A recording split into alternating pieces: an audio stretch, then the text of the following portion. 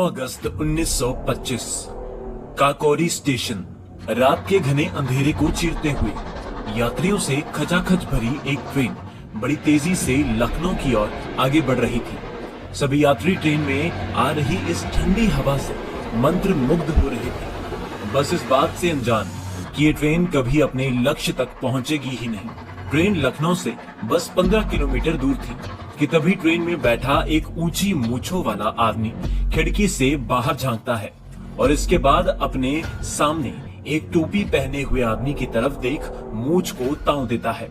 इसके बाद ये टोपी वाला आदमी अपनी जगह से उठता है और दाएं बाएं एक नजर घुमा के एक झटके में ट्रेन की चेन खींच देता है।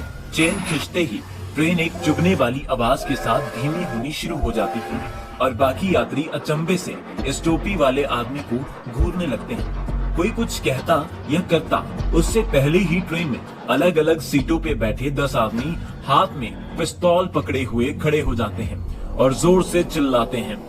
कोई अपनी जगह से हिलने की कोशिश नहीं करेगा। दरअसल ये कोई चोर या डाकू नहीं है, बल्कि वो क्रांतिकारी हैं जिनके कारण आज हम आजाद भारत में सांस ले पा रहे हैं।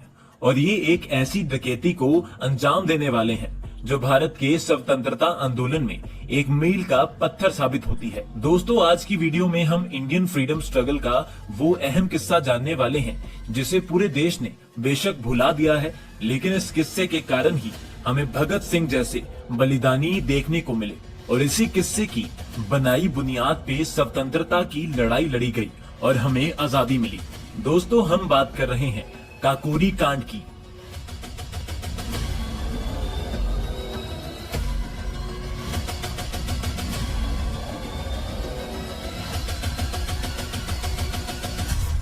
मार्च 1919 वर्ल्ड वॉर 1 में अंग्रेजों की बढ़ चढ़ के मदद करने के बावजूद हम भारतीयों को आजादी तो दूर बल्कि रॉलेट एक्ट जैसा क्रूर कानून मिला।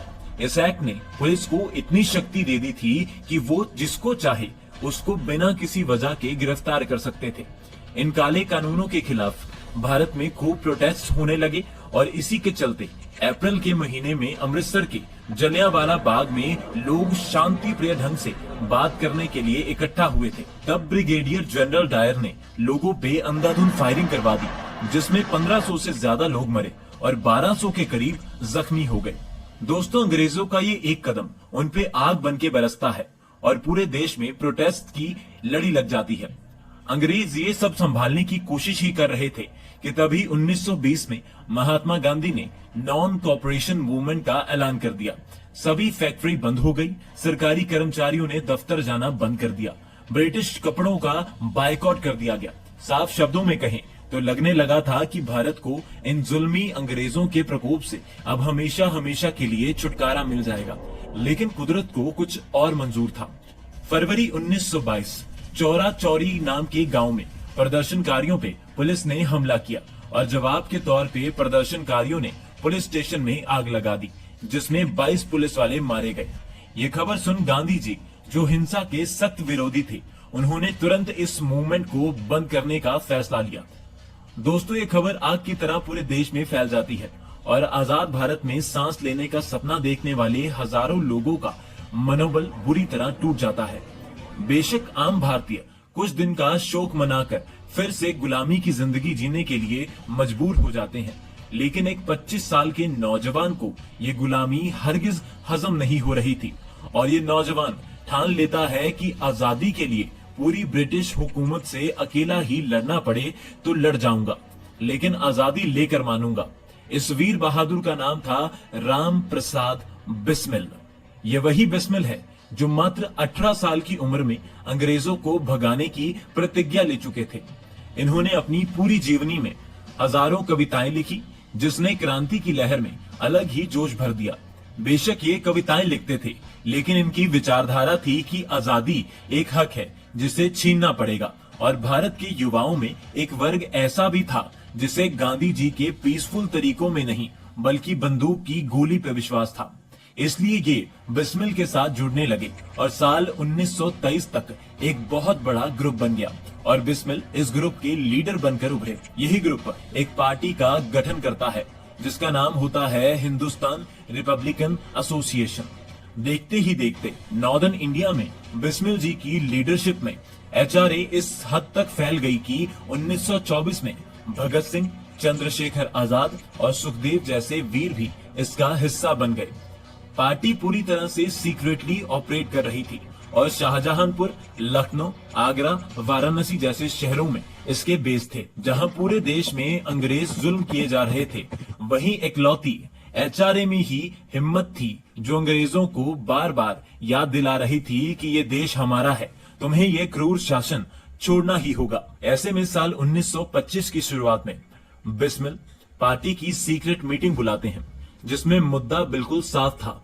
ऐसा प्लान जिससे इंग्लैंड में बैठी अंग्रेजी हुकूमत के भी पैरों तले जमीन खिसक जाए। 5 जुलाई 1925 शाहजहांपुर एक खुफिया कमरे में एचआरए के सबसे भरोसेमंद क्रांतिकारी मीटिंग के लिए बैठे हुए थे।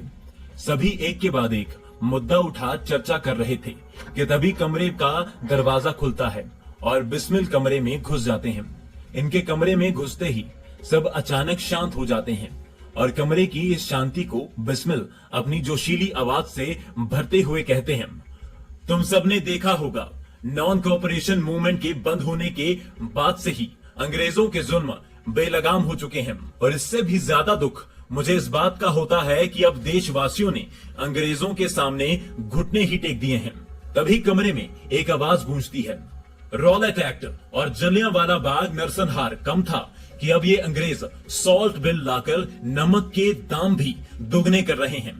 दोस्तों, ये आवाज क्रांतिकारी राजेंद्र लहरी की थी, जो पढ़ाई से तो एमए हिस्ट्री थे, लेकिन जब बात अंग्रेजों को खदेड़ने की हो तो इनकी प्लानिंग करने की क्षमता के कारण इन्हें सब इंजीनियर कहकर पुकारते थे। राजेंद्र के बाद इस कमरे में मौजूद हर इंसान अपनी बात कहने लगता है। कुछ देर सुनने के बाद कमरे में दबंग सी आवाज एक बार फिर गूंजती है, मेरे देश की मिट्टी में आज भी बहुत दम है, इन अंग्रेजों को उनकी नाक रगड़वाने का समय आ गया है। अपनी मूंछों को ताव देते हुए ये शब्द और किसी के नहीं बल्कि उस समय 19 साल के रहे फौलादी जिगरे वाले चंद्रशेखर आजाद के थे। आजाद का जोश देख बिस्मिल मुस्कुरा देते हैं और एक क्रांतिकारी की तरफ इशारा करते हैं, जिसके तुरंत बाद ये क्रांतिकारी एक नक्शा सभी के सामने रखी बड़ी सी मेज पे बिछा देता है। सभी इस नक्शे को हैरानी से घूरने लगते हैं।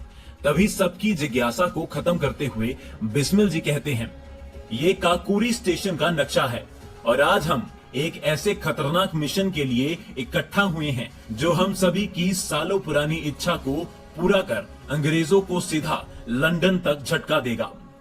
ऐसा कह बिस्मिल एक क्रांतिकारी को पूरा प्लान सबको बताने के लिए कहते हैं। इसके बाद ये क्रांतिकारी सबको बताता है, अंग्रेज टैक्स के रूप में जो हमसे पैसा लूटते हैं, उस पैसे को वो शाहजहांपुर से लखनऊ एक ट्रेन में लेके जा रहे हैं। हम सभी इस ट्रेन में सफर करेंगे और इस पैसे को लूट लेंगे, जो आगे चल के हथियार खरीदने और अंग्रेजों को बाहर खदेड़ने में काम आएगा। ये सब कहने वाले और कोई नहीं बल्कि सिर्फ 21 साल के लेकिन एचआरए के दिग्गज क्रांतिकारियों में गिने जाने वाले सचिंद्र बख्शी थे। सचिंद्र की बात खत्म होते ही बिस्मिल एक्शन प्लान समझाते हैं। ट्रेन में कुल 6 डब्बे हैं। आखिरी डब्बा गार्ड कैबिन का है, जिसमें हमारी तिजोरी है। तिजोरी करीब 50 से 60 किलो की होगी। आजाद, राजेंद्र और सचिंद्र, तुम तीनों सेकंड कोच में सफर करोगे और हम सब थर्ड कोच में। ट्रेन जैसे ही लखनऊ से 15 किलोमीटर दूर काकोरी के पास होगी, आजाद तुम राजेंद्र को इशारा करोगे, जिसके तुरंत बाद राजेंद्र तुम चैन खींच देना। इसके बाद हम सभी ट्रेन में बैठे यात्रियों को संभालेंगे। इतने में तुम तीनों सेकंड कोच से निकल गार्ड कैबिन में घुस जाना और तुरंत तिजोरी को ट्रेन से नीचे फेंक देना। लेकिन अंग्रेजों को लखनऊ से काकोरी पहुंचने में सिर्फ 30 मिनट लगेंगे, इसलिए ट्रेन रोकने से तिजोरी खोलने तक हमारे पास समय बहुत कम रहेगा। एक और बात, बिस्मिल कुछ और कहते तभी एक आवाज उन्हें टोकती है। गार्ड कैबिन में तो पुलिस वाले भी हो सकते हैं। यह आवाज बिस्मिल के प्रिय मित्र और एचआरए के हट्टे कट्टे क्रांतिकारी अशफाकुल्लाह खान की थी। अशफाकुल्लाह की तरफ देख बिस्मिल कहते हैं, बिल्कुल सही, गार्ड कैबिन में एक हथियार के साथ गार्ड होगा, इसलिए इन तीनों के साथ आजाद, राजेंद्र, सचिंद्र तुम भी वहां जाओगे और गार्ड को सिर्फ बेहोश करना है। सारा प्लान समझने के बाद कमरे में बैठे हर क्रांतिकारी के मन में जोश की लहर उठती है। मीटिंग खत्म होने से पहले आजाद जोर से कहते हैं, देश के लिए जान कुर्बान भी की तो कोई गम नहीं। इनके पीछे बाकी लोग भी दोहराते हैं, कोई गम नहीं। क्रांतिकारियों ने प्लान तो बना लिया, लेकिन इसका अंजाम वैसा बिल्कुल नहीं होता जैसा ये सोच के चल रहे हैं। उल्टा ये हिंदुस्तान रिपब्लिकन एसोसिएशन के वजूद को ही खतरे में डाल देते हैं। 9 अगस्त 1925 शाहजहांपुर से पैसे से भरी ट्रेन निकल जाती है और अलग अलग जगहों से इसमें 10 के 10 क्रांतिकारी भी चढ़ जाते हैं। ट्रेन में एकदम लुभावना सा माहौल था, क्योंकि रात हो चुकी थी और पूरी ट्रेन में खिड़की से ठंडी हवा आ रही थी। सारे यात्री लगभग सुस्ती में थे और इधर क्रांतिकारी काकोरी स्टेशन का बेसब्री से इंतजार कर रहे थे। अब लखनऊ से करीब 15 किलोमीटर ही रह गए थे और आजाद की नजर खिड़की से दिख रहे काकोरी स्टेशन के बोर्ड पे पड़ती है और इसके तुरंत बाद वो राजेंद्र की तरफ देख मूंछ को ताव देते हैं और राजेंद्र चेन खींच देते हैं। ट्रेन धीमी होनी शुरू हो जाती है और सारे क्रांतिकारी अपनी जगह से उठ सभी यात्रियों को चुप रहने के लिए कहते हैं। ट्रेन लगभग रुक चुकी है।